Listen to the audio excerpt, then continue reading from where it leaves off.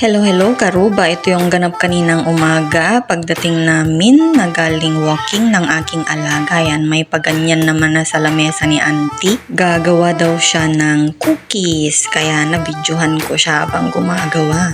Ayan yung gamit niya na hulmaan, o diba? Pa-straight lang na ganyan, na maliliit. Don't worry, nag-ask naman ako ng permission na i-video siya habang ginagawa niya yan. Yan nga pala ay made up of butters, flour, tapos milk powder.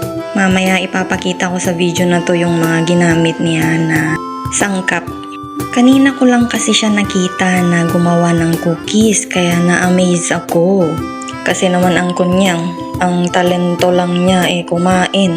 Kaya naisipan kong panoorin siya habang ginagawa niya yan. Para naman kahit papano, matuto na naman ako, di ba? Abay, syempre pati kayo matututo kasi nabidyohan ko to di ba? O magpasalamat kayo sa kunyang na to. Naging utang na loob. Hindi ko pa nga pala napaliguan dyan si Uncle. Umupo nga lang siya sa may gilid para sa ganun.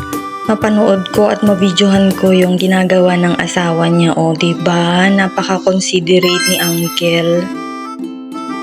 Tapos inilabas naman ni auntie ito. Ang sabi ni auntie sa akin, ito ay pineapple pajamas.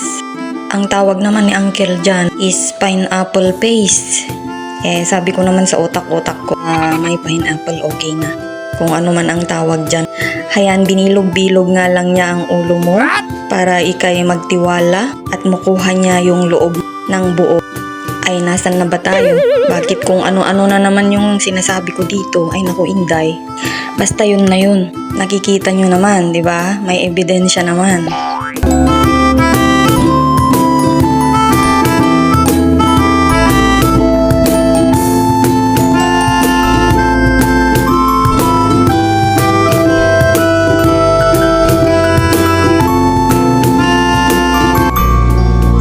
Next step, iro-roll yun naman niya pala. I-roll-roll na ngay.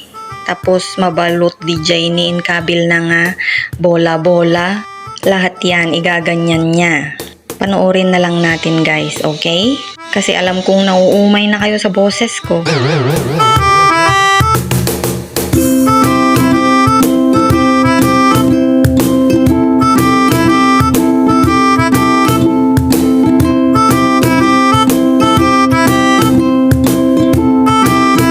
Tapos meron din siyang lianera dito. Dito niya iipunin lahat hanggang sa mapuno.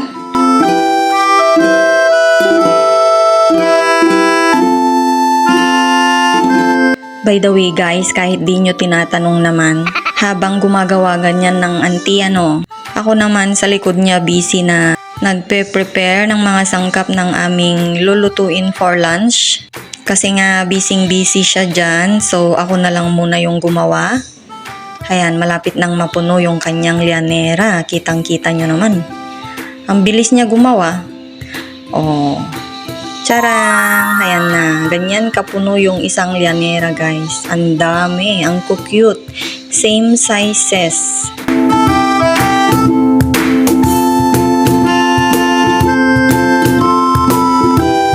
Ito na yung second lanera kasi iniuubos lang niya yung mga sangkap na kanyang ginawa kanina para hindi masayang.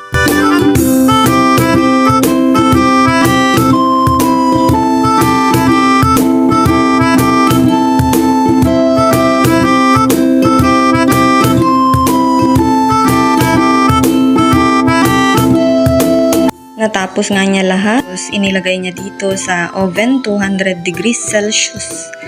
Ayan. 25 minutes na i-bake para hindi siya masyadong tutong, hindi masunog. Ayan na. Ang bilis ng transformation, Yan na yung mga naluto. Lahat. Inilalagay na niya lahat yung mga cookies sa container, guys. Yan na yung finished products. Per palapag, nilalagyan niya ni auntie ng bubble wrap. Ganyan kasiksik sa laman. Napaka-perfect ang pagkakabake. Heto nga pala yung mga sangkap na ginamit. Ito yung flour, Pero depende na rin sa inyo kung anong klase ng flour ang gagamitin nyo. Sakaling maisip nyong gumawa ng ganito, tapos ito yung powdered milk, mga ordinaryong powdered milk pwede.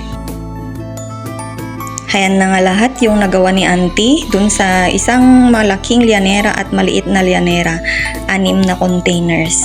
Orders nga pala yan ng mga kaibigan niya. Diba? May business minded ang auntie. Kinahaponan nga, bandang alas 4, dumating na rin ang aking parcel.